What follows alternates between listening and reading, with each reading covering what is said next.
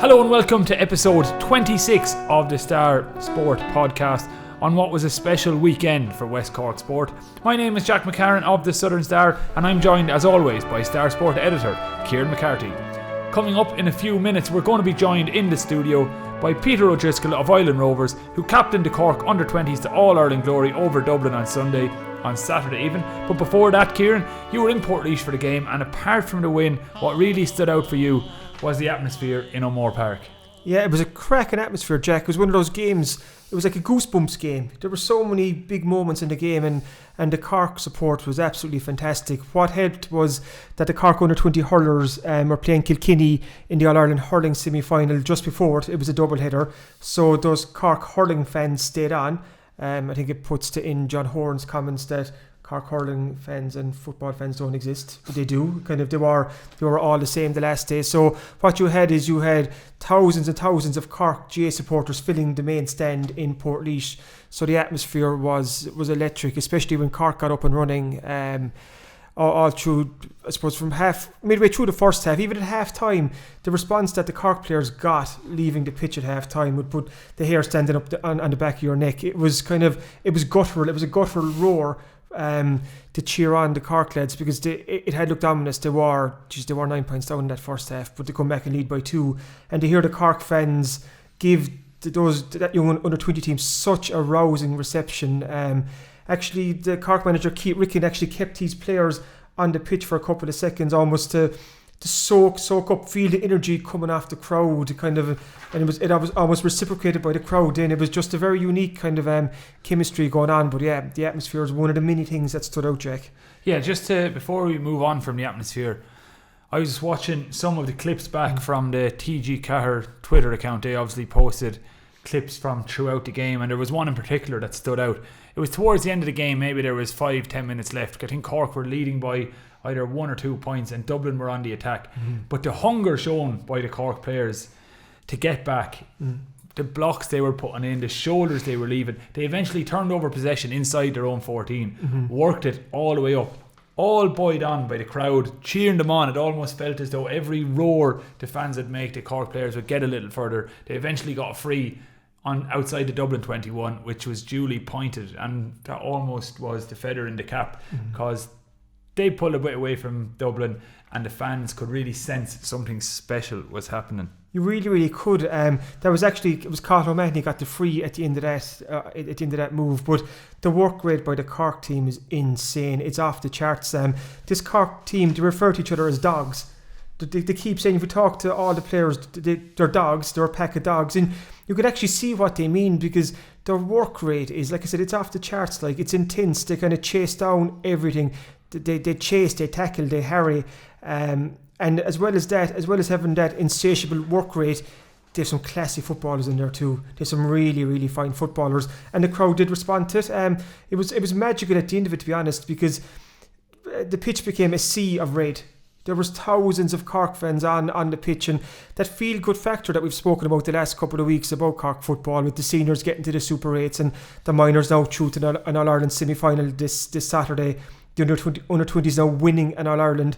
You could see it out on the pitch, because there was tears of delight, there was backslapping, there was cheers, there was smiles, and it was a really, really good place to be, and you could feel the positive energy just amongst the Cork fans and the supporters. And I think Cork need to bottle that, because it was really special, and it will become in years to come a kind of I was there moment, because like I know I'm repeating myself, but the crowd was fantastic, the performance was sensational, and it was a really, really good day for Cork football. Well, just you mentioned the seniors reaching the Super 8s, and just to bring it back for a second to the Munster final against Kerry in Páirc Uí Chaoimh, and there was a moment in that game when Cork drew level, and Páirc Uí Chaoimh erupted, and we noted it on the podcast the following week, and they chanted "Rebels, Rebels," and you could feel a sense of togetherness amongst the crowd and the players. And in a similar vein to Keith Ricken keeping his players on at half time, the Cork players stayed on after the Munster final and clapped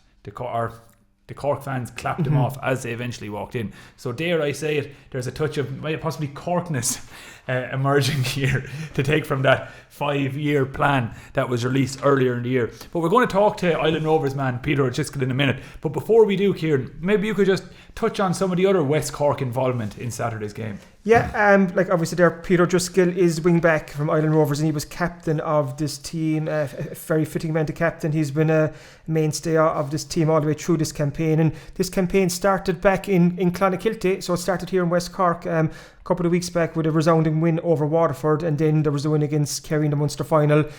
That fantastic comeback win against Tyrone in the semi-final, where they were 6 or 7 points down early in the second half, and they came back to win that.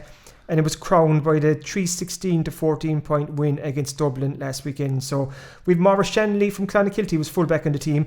And Maurice, he's also known for his rugby prowess with Clonakilty Rugby. But he was marking Dublin's danger man, Kieran Archer, last Saturday. Archer had scored 930 in 4 games in the lead up to this this All-Ireland final. So he was in red hot form, and he was their go-to man. Archer did start well. He got 1-2 early on. But once Shanley got the grips with him, he just shut him down. And it was actually noticeable in the second half that Archer, whether he was spooked or what, but he was missing frees, and just kind of, you could see the Dublin team, the confidence draining from them, because there was this red onslaught, and it was becoming, Cork were in the ascendancy, and Dublin didn't know how to react, and that was very noticeable. On another wing back is Gerard O'Donovan from Newcestown, a real warrior of a wing back, and he's been a mainstay again throughout this campaign. Going up into the forwards, Damien Gore from Kilmacabea, a former Cork minor. Damien has always been a bit of a precocious talent. He was always kind of marked out for years ago down here in West Cork as one to watch. 4 points he got from play, Jack, the last day. He got 3 points in the second half in a row, and it took Cork from 3 points clear to 6 points clear, and each point was in play, but it was greeted with a louder roar, and it was just super scoring. But again, it just sums up this Cork team. Like I said, the work rate, but then the class up front, because Gore is part of a full forward line with Cathal O'Mahony and Mark Cronin. These three together have been absolutely lethal. Cathal O'Mahony is destined for big things. He's a young fella from Mitchelstown. He was awarded man of the match, wasn't he? Man of the match. Superb, absolutely superb again. Mark Cronin from Nemo Rangers in the other corner. Mark was man of the match in the semi-final win against Tyrone, and again he stood out again against Dublin the last day. So that full forward line alone, you'd be expecting them to go on to hopefully bigger and better things. Keeping with the West Cork interest, Fionn Herlihy from Downey's came on as a sub for the 4th game in a row, and for the 4th game in a row he scored. He's been a real super sub. Mark Hodnett from Carbery Rangers was also introduced the last day. Mark had started the first 2 games against Waterford and Kerry. He was a sub against Tyrone, came on, got a point with his first touch of the game. He was brought on again against Dublin the last day, played well. On the extended panel then, there was David Buckley from Newcestown, Cathal Maguire from Castlehaven, and Ian Jennings from Kilmacabea, which shows again, this was the West Cork interest in this team. And it's important to mention too that Maurice Moore, the Cork selector, is from Carbery Rangers, and he's a former Carbery Rangers senior football manager, and he was part of Ronan McCarthy's management team when Ross won the county senior title back in 2016. So you can see there, Jack, there's a very, very strong West Cork connection to this team. And last night Monday night there was a homecoming in Ilen Rovers in Ra, home club of Peter O'Driscoll for this team. So for a journey that started back against Waterford and Clonakilty, for it to finish on Monday night with a homecoming in Ilen Rovers, it just has a lovely symmetry to it. Yeah, well, you mentioned the scenes in Ilen Rovers last night as Peter O'Driscoll led the Cork under-20s team home following their victory over Dublin in the All-Ireland final. So let's hear from the man himself, the Captain Fantastic, Peter O'Driscoll. We're delighted to be joined on the Star Sport podcast by Ilen Rovers man and Cork under-20 captain Peter O'Driscoll, fresh from leading Cork to the All-Ireland title on Saturday. Congratulations, Peter. Thanks very much. Yeah, it's great honour, and it hasn't really soaked in yet. I suppose the next few days now will be soaking in, so I have to enjoy that. So I'm going to ask you just about, I suppose, before we even go back to the start, just about the celebrations since the final whistle went on Saturday. What's it been like? I presume it's been a bit of a whirlwind experience for you. Yeah, exactly. Or best way to describe it is a whirlwind, right? Straight away when the final whistle went, the crowd and everything, they were already lined up on the side of the pitch ready to come into us. So was surreal, and being able to come home with it last night was fantastic. The atmosphere in Ormore Park on Saturday for people who weren't there, it was just exceptional. I kind of, even from the press box, you could sense it kind of during the first half. The crowd was growing louder. The Cork fans, half time was a bit surreal, the reception they gave you, and in the second half then every cheer got louder and louder, and at the end of it, it was a sea of red on the pitch. That must have been pretty special. Yeah, it was very special, right? Even when we went down 9 points, they stuck behind us, and when we got the first goal and Blake got the goal, the crowd they were really drove us on from there, and we stood below them at half time for a win in the dressing room, when we just said, like, if they're back us like this, then we have nothing to fear. And they stuck with us, and they were very good. Because I was saying we go back to the start, but it was Keith Ricken who kept you out there at half time before you went in for the break against Dublin, and Keith was kind of, I suppose, parachuted into the role earlier on in the year when Gino Driscoll stepped down. Keith Ricken has certainly made his presence felt with this Cork team. He's kind of his man management style, his philosophies, his beliefs. Tell us a small bit about him and what's it like to kind of train under him, because everyone seems to say they've never had a manager like him before. Yeah, I think that's what everyone in the squad says. No one's ever experienced a manager like Keith before. He's an absolute gentleman, and he likes to be player led. So like when it comes down to decisions about any problems we ever had, you'd ring Keith and he'd say, it's your problem, like you have to try and sort it out yourself, and you let me know your decision, I'll back your decision no matter what. And I think that's helped us in both our development as young men and as players, especially because when it came to the Tyrone game, the Dublin game the last day, we knew that no matter what decision we made, Keith would back us. Does he try and put the responsibility back on the players, so kind of to help you kind of to solve the problems yourself? Yeah, like he said last night below Baltimore, that he's a manager of a team, but at the end of the day we manage ourselves.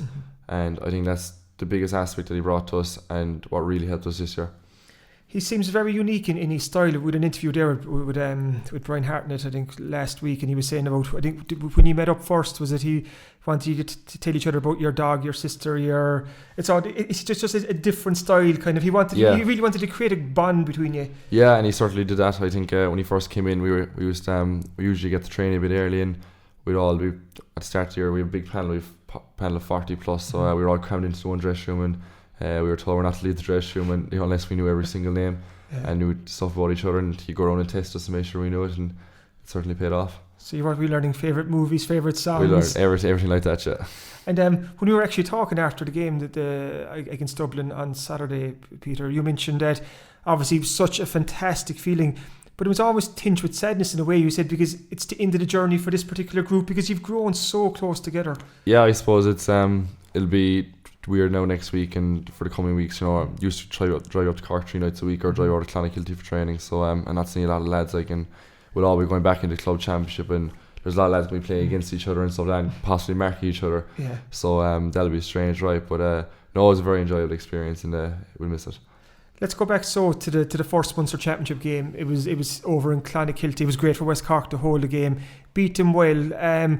That was the start of this journey. What are your memories from that game, besides getting 2 points yourself and winning back? Yeah, I suppose we knew that bringing the game down to Clonakilty was going to benefit us massively. We had played there against Kerry in the John Kearns, and we had a great day out there. So when we had the option, Keith said we go for it, and football, West Cork's the heart of football in Cork. So yeah, it was great. We just the most best thing about that game was the way we were up. When we were up so much, the lads never stopped. They were relentless, and they shown it all year, their relentlessness. And we were delighted with that win. You were obviously captain by then. When did you find out that you'd be made captain? Or how did it come about? It was just I think it was about a week before the first game against Kerry in the John Kearns Cup. Keith just pulled me in. He just told me, and I was delighted. What sort of feeling was that? Had you any kind of inkling that they were going to ask you, or? No, he never mentioned nothing besides that. He never said anything about it. He just kept it to himself, and then he just said it to me, and that was it. I was kind of put it back to the back of my mind and just concentrate and get ready for the Kerry game. And then obviously captained in the Munster final, and things went really well there. Kind of a really good Cork performance again, and it's not often that a Kerry team is sent back over the county bounds with their tails between their legs, but they were in this instant. Like, it was one of those days where everything seemed to go right for Cork. Yeah, everything went right that way. We had a good win, and we had a good league win at half time. And but we always said ourselves, it wasn't about beating Kerry. It was about, no matter what team was, if it was Clare or Limerick or Tipperary were in that Munster final, we would have reacted the same way. So I think that's the biggest thing about our team. No matter who's put in front of us, we treat them exactly the same. And does the performance against Kerry and the manner of the win, I suppose irrespective of the opponent, how much does belief grow in the squad then? How much does self-confidence grow off the back of those? Yeah, I suppose just that was a lot of our first months in the final. I suppose a few of the lads played alright against Kerry. I suppose it was 3 years ago now against Minor below in Fisher's Park. And but for a lot of us that was our first Munster final. So getting a win like that, knowing that we had a Munster medal, and to be able to soak that in, especially when it was in Parky Ring, we had the home crowd and everything. So that was very special. And we knew after that we've always said it, the sky's the limit, and the opportunities were endless. So. And the sky was the limit. It was on into Tullamore, wasn't it, for the All Ireland semi-final against Tyrone, and that was another epic game. 3 or 4 minutes into the second half, Tyrone are up 7 points. Peter, what was the feeling then? Yeah, I suppose we raced into a 4-point lead. I think straight away in the first couple of minutes we got an early goal, and I think Tyrone was the 7 points they got without our reply. So we were disappointed going at half time, but there was no real. We were very level-headed going at half-time. We knew that none of us were happy with how we played, and we knew that. We kind of gather like we did in the last day. We gather before we go into the dressing room, and Keith just asked us what have we done well and what haven't we done well, and we were all able to give the right answers. And we knew straight away that we knew what was wrong and what we had to change. So it was just a matter of going out and doing that in the second half. And you obviously got the momentum behind you in the second half. What was that feeling like then when you're kind of is it even when you came back level, Tyrone still kicked on 2 points ahead, it really was a game that went to the wire, but you never gave up. There's serious belief in this team, and that's one of the most impressive qualities. Yeah, there's a real doggedness in this team, and the lads said no matter what, whether they stuck the ball in our back in the back of our net or we stuck the ball in the back of their net, we react the same way as we would. So for either of them, so it was just it's all about the next ball with this team, and that's our biggest attribute. I remember we were just chatting after that win against Tyrone, and you are emotional. I remember that talking to you and stuff. I could see it in your eyes that it kind of meant an awful lot. What was it about that performance that made it such an emotional moment? I suppose when we were 7 points down, and just it was nothing but I was so proud of the lads. They'd reacted so well, and a lot of people I'd say probably thought the game was gone 10 minutes into the second half when we were 7 points down, and but I couldn't ask for a better bunch of lads. They were fantastic the way they've carried themselves all year, and even throughout the celebrations they've been fantastic. They're a really good bunch. Does that experience being 7 points down against Tyrone and come back to win, did that stand to you in the All Ireland final on Saturday against Dublin? Because to be fair, it was a pretty poor start to fall 1-6-0 score down after 12 minutes, and Dublin looked pretty ominous. Did that come back against Tyrone play any part, in terms of the self-belief that you knew, okay, all right, we're 9 points down, but we know we can get out of this hole? Yeah, I suppose we've talked about it different times. We played them in the 1st of June in the back pitch in Portlaoise. We were down 4 points at half time, and they were up, with nearly the same score in the league in the first 10 minutes. So we knew we had it in us, and Keith talks about a lot of different stuff for training. The week before he talked about hope, and hope, he thought you can crush hope, you can't. Hope never dies. You can't, you never lose it. So we knew it. We knew we had that. When you hear those stories, we just know that the crowd was behind us, and just not to lose hope, we'll be okay. And then you went goal mad in the space of 3 goals in 6 minutes. It was sensational to watch. Blake Murphy kicked it off, and then it was Mark Cronin got the second one, and Cullum did with the third goal. What was that feeling like? Yeah, I suppose it's real. When you're 9 points down, and next thing 6 minutes later you're level, and the game is back in the balance, it's almost like starting fresh again. It's hard to react, but it was just about, like I said, getting ready for the next ball. Once every goal went in, I think that's the way we set up, was straight away all about the next ball, and that's worked for us. You probably didn't want the half-time whistle to come. Yeah, I suppose we knew it had to come at some stage. I think we were up 2 at half-time, I think, and we were happy with how we'd finished. We knew Dublin would get a purple patch. Every team gets a purple patch, and I suppose they got theirs in the first 11-12 minutes, and so we nearly had ours for the rest of the game. So we were happy enough that way. But we knew we had to go in at some stage, and half time is good. That it came I think it came at the right time, because you don't know how it could have went. Dublin, they kicked a couple of points and they came back out. So if we'd been level at half time going in, it certainly could have been a different reaction at half time. So what did Keith Ricken say at half time to you? We when we first go in, we get our different stats and stuff like that, and he just kind of talks to us, tells us get our breath back and keep calm, and then just like we do before we go into dressing room, talk about what we did good and talk about what we need to improve on. And there's no real, he doesn't really tell us what to do. We know what to do ourselves. It's our own decision whether we want to go out and play how we want to play or not, and open up our shoulders and play. Because you said there, Dublin got the first 2 points at the second half to bring it back level. You outscored them then 10 points to 2 for the remainder of the game, and there was only going to be one winner and stuff. It was sensational football at times. There was one moment there midway through the half when when Dublin were attacking, and the Cork defence just hounded, won the turnover. The ball was played up, Mark Cronin was fouled, and Cathal O'Mahony swung over a superb free from nearly 45 yards out by the sideline. That almost sums up this team. Yeah, I did. That video was trendy online this morning, but I see there's a few people call it differently psychotic and all this. But look, that's the way we've always defended with pure tenacity. And I think watch the video back, Mike Mahoney gets a great hand in, and then Paul Ring makes up 10-15 yards, and he chases, I think it's James Doran and Garrow Donovan, there's fellas throwing their bodies in line at him, and ball pops up for Daniel O'Connell, and straight away is about getting attack. You see we're not a team that just stays back and defends once we turn over. It's all about attacking. We like to go forward. Calla was in Mark and Calla were in flying form, so we're lucky that forwards like them who can kick scores from the distance they did. You said some people refer to you as psychotic. I think it's dogs that you've referred to, like you've called yourself like a pack of dogs before. I see Cathal O'Mahony in his Men of the Match interview referred to this team again as dogs. Is that because of the insane work rate that you put in, that you hound, hassle, chase, harry? That's basically it, yeah. So is it something that you just like dogs, work like dogs, train like dogs? Exactly. I suppose maybe we got the idea from the Rovers. I'm not sure where we got it from. Yeah. But I know it's kind of a joke. We started off at the start of the year, and in different games, and next thing we knew it was kind of a all over the place. We started saying it too much nearly, and now everyone kind of thinks sees us as that way. At what stage of the game in the second half did you think we have one hand on the cup here? I suppose nearly was that free kick from Cathal, or I think Damien Gore turned there and he put a point over it. He blew it over the net.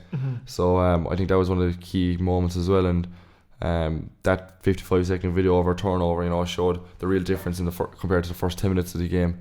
And but we're a team that we've never won anything until the final whistle goes, and there was no one look at each other, smile at each other. When it was over, like we played right out until the end. We kept going as hard as we could, and that's the biggest attribute of this team. When the final whistle went, like I said, it was like a sea of red. All the Cork fans, kind of from club mates, friends, family, they're all on the field. How special was that to spend that 20 minutes, half an hour, 40 minutes, even longer? I'd say you really did soak it up as players. What was that like after? Yeah, it was amazing. I think when Cathal was taking his last free kick, the crowd was already along the end line. They had to move him for that, so they were ready to come in, but it was fantastic. The crowd were great. We've said it over and over again, they gave us massive support through the whole year, throughout the league and everything, so it was fantastic. Quick word on your acceptance speech. You finished it off with the words "We're back, baby," and I think that can I suppose that's a calling card for Cork football at the moment. It's definitely on an upward curve, Peter. The minors are in an All-Ireland semi-final against Mayo this Saturday. The Cork seniors got through to the Super 8s for the first time. Obviously the Cork under-20s winning the All-Ireland. Good times to be a Cork footballer, and that's what we might have said 12 months ago. Yeah, I suppose it's come a lot of way. They brought in, it was a 6-year strategic plan. A couple of, I think it was 8 months ago, and 8 months in we've already got an All-Ireland, and the minors are on the road for another one, and the seniors went well this year. Unfortunately, they didn't get the result on Sunday, but it's a lot of positives taken from there. They ran every game close. So I suppose Cork football is there from the rise again, and it's a good time to be wearing the jersey. Is it a hope now that someone like of you under-20s in your last year that you can take the next step now and kind of force your way into the kind of senior thinking? Yeah, I suppose it's we didn't start thinking about it after we won. We've been thinking about playing for Cork seniors since you were 4 or 5 or whenever you started kicking a ball. It's something you want to do. All these lads, it's well and good to win on Ireland, but we're trying to make Cork senior footballers out of ourselves, and that's our aim at the end of the day. Because there's some serious footballers on that under-20 team, like there's obviously yourself and the West Cork lads, but Mark Cronin and Cathal O'Mahony have really stood out as well these past couple of weeks. Cathal O'Mahony's like the baby-faced assassin. He reminds me of Ole Gunnar Solskjaer, small, but he's just a lethal finisher, isn't he? Yeah, I suppose Cathal, like he said in his own interview, was it 150 kicks 3 nights a week. The lads are out there when I be coming to the dressing room. They're already going out there. I meet them at the door and they're going out and they're practicing their freezing, their finishing, and nothing comes without hard work. So the lads definitely put in, they deserve it. The celebrations then on Monday night that Ilen Rovers, your home club, welcomed the victorious Cork team down to your club grounds in Baltimore. What was that like for you to walk off the bus holding the cup and seeing so many locals there to greet you? Yeah, I suppose it was a fantastic moment. We stopped off in Balliscarty. There was a crowd there, and then we stopped off in Clan for Morris Shanley and Ross for Mark Condit, and then left for the Damien Gorney and Jennings. And we got a fantastic reception in all those places, and they were all very proud of their own support, or their own lads, and then onto home, and it was a fantastic crowd there. It was lovely to see everyone there. How are you going to move on? How's life going to move on after this adventure over the last couple of weeks and months? Yeah, I suppose just straight back into the club now. We've big game the 31st coming up against Fermoy, so we're back to training out tonight. So it's time to get our feet back in the ground and get back to the hard work. So no rest for the wicked. You win an All Ireland, Captain Cork in All Ireland under 20 on Saturday, and you're back club training on Tuesday. That's dedication for you. Yeah, I suppose I have to go back at some stage, so I might as well bite the bullet and go for it now. But the club they've been amazing since not even since day one, and supporting me. So I owe a lot to them. So I might as well, at least I could do a show up the training soon enough. Quick word on Ireland before you finish up. Ireland football is on an upward curve too, kind of winning the Division 3 league final, beating Carbery Rangers in the first round of the senior football. Good times to be an Ireland footballer as well. Yeah, a lot of hard work is going to be behind the scenes this year as well. The lads are doing a great job. Fleur and Brenner and Sean Collins and Johnny Holland are putting a lot of work, and there's a real bond, same as with the 20s this year within the group, and we're enjoying it at the moment. Brilliant. Just want to wish you best of luck for the rest of the season. Congratulations on captaining Cork to All Ireland success. Not many men can say that, Peter. So well done, and thanks for joining us today. Thanks very much. Thank you. Thank you for listening to the Star Sports Podcast. Don't forget to pick up this week's Southern Star, featuring our award-winning sports section that has everything a sports fan in West Cork could want. Available every Thursday in shops across West Cork and online from anywhere in the world. The Southern Star, #1 for sport in West Cork. Welcome back to the Star Sport Podcast, and Kieran, I'm going to assume there's going to be plenty of coverage dedicated to Keith Ricken's men's under-20s All-Ireland victory last Saturday. Yeah, Jack, if you're taking... in this week's paper even. Yeah, if you're taking, this was the Cork Junior All-Ireland wins, I think 2011 and 2013 out of directing for a minute. This was Cork's first All-Ireland football title since 2010. So it is a big moment for Cork football, and hopefully they can kick on from here. So we're going big on this in this week's paper. We've 7 pages on Cork against Dublin. We chat to Peter O'Driscoll, Damien Gore, Mark Hodnett. We've Keith Ricken there. We've Dennis Hurley's views, Tom Lyon's views, my own. So yeah, it's a collector's item almost for all Cork GA fans, because it was a very, very special moment. Also, the Cork minor ladies won the All-Ireland football final on Bank Holiday Monday, and Courcey Rovers' Fiona Keating scored 2-1. Fiona recently picked up a West Cork Youth Sports Star Quarterly Award. And what's interesting here, Jack, is that she's a dual player. And this year, Fiona has now won an All-Ireland Minor A Camogie title and an All-Ireland Minor A football title. So congratulations to her. This Saturday is a big day for a certain Conor Hourihan. The Premier League is kicking back into action, and for Conor, his dream of becoming a Premier League footballer will become a reality. Aston Villa are away to Spurs on Saturday evening, so we've a big interview with Conor just about the challenges ahead and how much he's looking forward to testing himself in the Premier League. And just to note, in Villa's last weekend, Conor scored 2 sublime free kicks as Villa maintained their impressive pre-season record. They beat Bundesliga outfit RP Leipzig. I know I've made a balls of that name now, but so best of luck to Conor this weekend. A lot of local action going on, so there's too much to go into here, but we've all that covered in this week's paper. Also, we've an interview with Donald Murnane from Skibbereen, who's the PRO of the Cork City Sports Meet that is on next Wednesday night, actually August 14th, up in CIT. This is the same Cork City sports meet that Phil Healy set the 200 metre national record in last year, and Donald Moran being a skib man, it's local interest, so he chats about what's involved in organising an international meet like this. As well as that, the Cork ladies are through to an All-Ireland semi-final, Jack.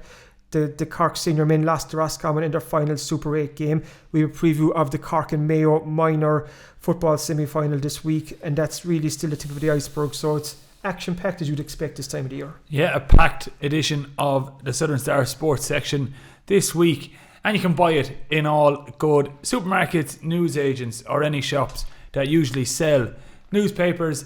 And if you can't get to a shop, Kieran, you can always get it online. Just click on to www.southernstar.ie/e-paper.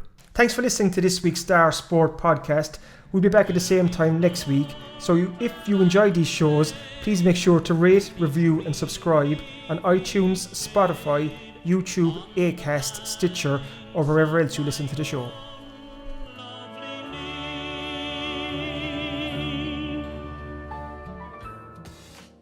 Thank you for listening to the Star Sports Podcast. Don't forget to pick up this week's Southern Star, featuring our award-winning sports section that has everything a sports fan in West Cork could want. Available every Thursday in shops across West Cork and online from anywhere in the world. The Southern Star, #1 for sport in West Cork.